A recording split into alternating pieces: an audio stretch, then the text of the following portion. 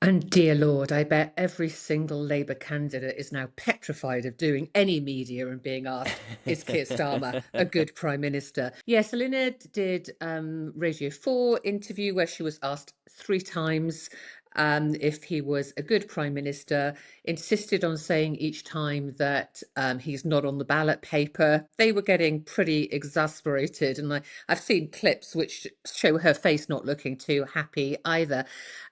Interestingly, Sarah Murphy, one of the junior ministers in government, was asked on radio this morning. Um, and it's just going a bit from bad to worse, really. And I admire Sarah hugely, but this quote, and I'll read it for our audience.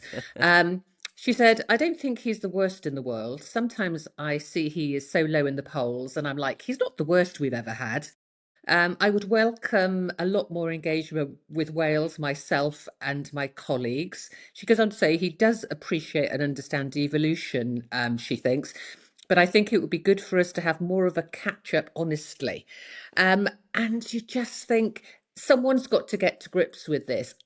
Everyone during an election, when you've got a Labour government either end of the M4, we've been here before, and a certain amount of latitude is given in terms of what you need to say during your election period.